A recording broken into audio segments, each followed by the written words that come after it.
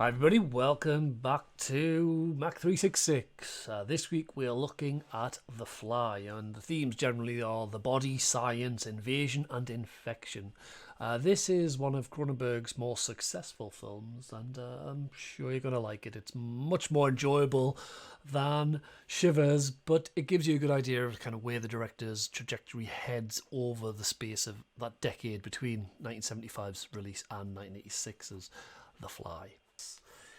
So Cronenberg is, like I said in earlier sessions, very much associated with the body horror genre. In fact, he's one of the kind of principal directors around which this kind of theme of body horror coalesces. And The Fly is perhaps one of his most famous or infamous films. It's a very well received film. It's a remake of an earlier 1950s film. In case you didn't know that. But let's have a little look through this film. Let's have a little kind of spiel with regards to its kind of critical success. So I mentioned it was very successful. It was very low budget still, $9 million.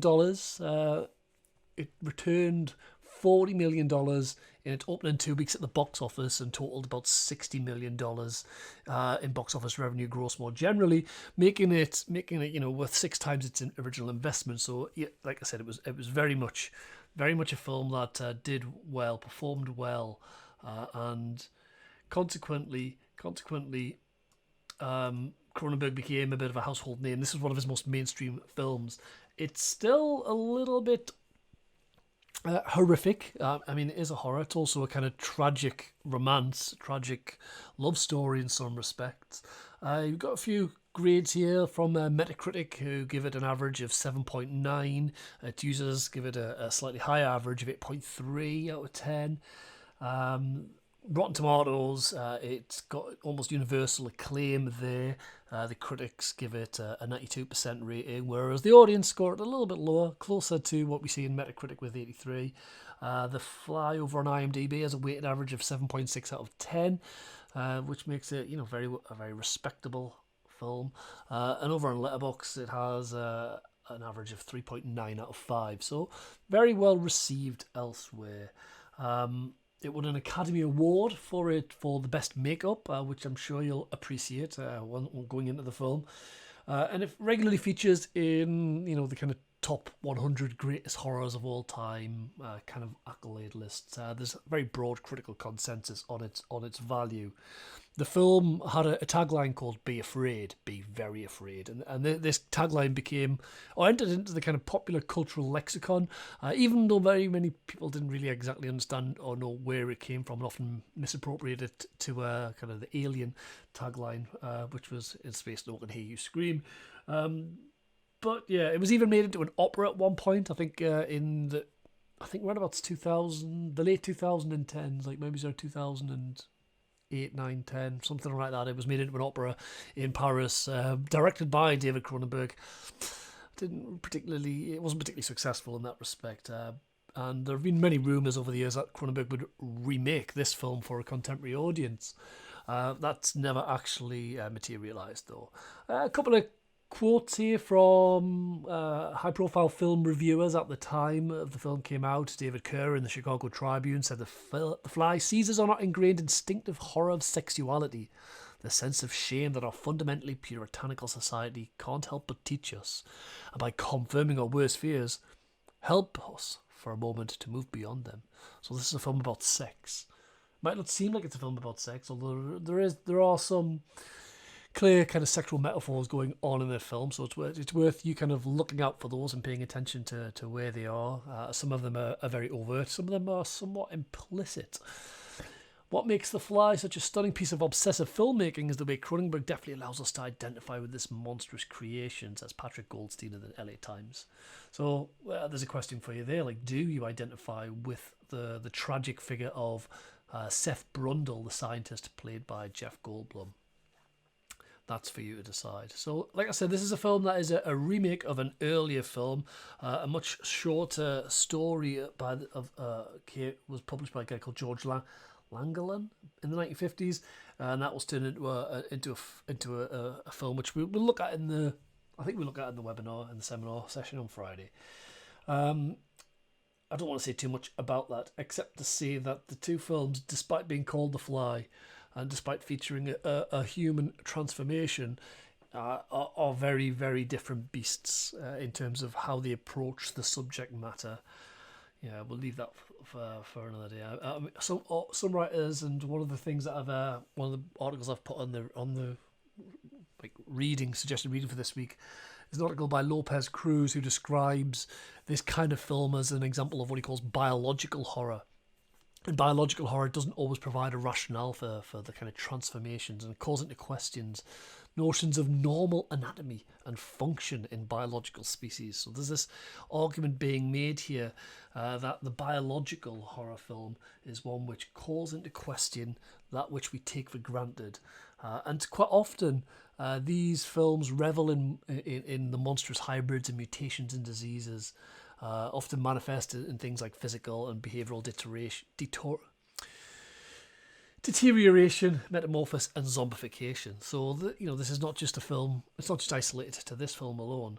But ultimately, what this film engages in is the destruction of the organic form to the point of unnatural evolutionary insignificance. So there's underlying tension here about the kind of the bodily state, and the entropy that inevitably falls or befits a body as it ages, as it evolves, as it grows, as it gets older. And I think that tells us something about our relationships and our anxieties manifest in the kind of sustainability of our bodily forms. So worth having to think about some of those ideas in relationship to the film, but I do have some kind of more structured and guided questions for you to think about before watching the film. So I mentioned the pre-recorded lecture, that that Andrew Tudor, a British academic sociologist, looked at horror films throughout the 1930s up until the 1980s and identified what he called three common narratives, threat narratives in horror cinema, and they tended to be the knowledge narrative, whereby knowledge comes along and transforms or becomes a threat to the social fabric, and then needs to be nullified or addressed. There is the invasion narrative, whereby which a force, be it an alien or be it some kind of environmental force, invades the narrative, invades and destabilizes society in order to kind of create drama, and that needs to be neutralized. Or there's the metamorphosis narrative, in which the threat is posed by either individual or kind of cultural change more generally. So is an individual forced to change in response to some kind of extrinsic threat, or does a society, like in the case of Invasion of the Body Snatchers, become completely transformed? So I think this film is kind of curious in that it straddles many of these different tropes at different points. So it's worth seeing kind of what your thoughts are. I'm interested in what you think, whether or not this film is a metamorphosis narrative. I mean, quite obviously, it's a film about a man's transformation. But could it also be an invasion narrative? Could it be the invasion of a foreign species into our human DNA that creates change? All those two things linked, or is this really tied back to the kind of older paradigm of pre-1960s horror films? Is this a knowledge narrative? Is this a knowledge threat whereby which humanity's desire to improve knowledge leads to the archetype of the deranged scientist pursuing their dream rather than thinking through the kind of moral failings that might be inherent with that rampant pursuit of knowledge? The idea of becoming God, for instance, or a godlike figure. So that's for you to decide. There are a couple of... there's not many characters in this film, you'll find. There's predominantly three main characters. Jeff Goldblum playing Seth Bundle. Gina Davis playing the main female archetypal role. And there is basically one other guy, a guy called...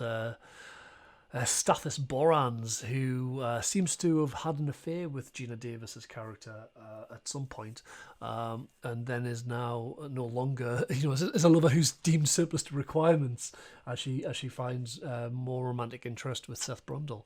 And it's interesting to see kind of how both those two male characters are presented, who is seen as the more desirable, what characteristics and traits do these two different men possess, what function do those kind of characteristics kind of suggest in the film.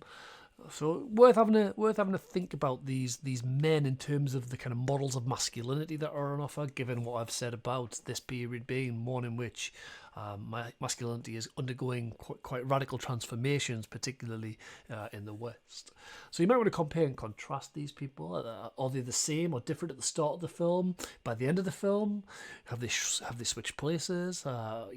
These are ideas that you should kind of think about, really. What else? Um, yeah, yeah. How does their behaviour compare once Seth Brundle has become the Brundle Fly? There are all sorts of other. I mean, it's Cronenberg, so there are all sorts of weird sexual kind of metaphors going on in this film.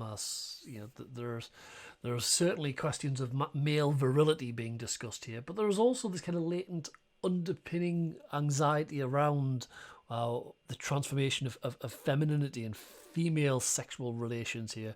And some critics have pointed out that this is essentially a film about rebirth and about men being reborn without the need for women. Yet still, the text has within its mise en scène some kind of birth imagery that ties it to the notion of the female portal. Now, this is an idea I'm going to explore a little bit more detail over the next couple of weeks when we start looking at kind of feminized narratives of horror. But I think Cronenberg is almost like a polymorphous pervert, to kind of use Freudian terminology at this point. He's quite he's quite interested in boundaries and in transgression of boundaries and in the ways in which the liminality, the zones between what clearly demarcates one as male, female, masculine, feminine, are constantly being subject to rewrites and being contested. So there are lots of bodily anxieties throughout the film that one can attach to sexuality and sexual desire and sexual behaviours and norms. So it's worth looking out for some of those and seeing what you can kind of tease out from this and why these ideas might be kind of circulating within the text. And I guess the last thing is basically this is a film about rapid decay. As much as it's about evolution and metamorphosis and transformation, this is a film in which the main protagonist falls apart. His body becomes unreliable, even though he says he's getting better. You might want to consider this last final point, the rapid decay of Brundlefly, in light of contemporary concerns about the body. So I'm not talking about contemporary concerns today in terms of 2021's contemporary concerns, although there are certainly interesting kind of points you can make there. With regards to issues to do with bodily invasions and so on and so forth. But no, this is a film that appears in the 1980s. That this is at the height of anxiety around HIV and AIDS. And I think that if you've been watching the Channel 4 series It's a Sin recently, you might see some parallels with regards to the way in which the film depicts sex and sexuality and decay in kind of almost in kind of connection with one another. So, is this film of its time, or does it say something more generally that audiences, 30 years later can get something out of? So there's some things for you to consider and think about for this film. It's a 96-minute film. It's not overly long. It's in a box of broadcasts, so hopefully you get to see it that way. Enjoy.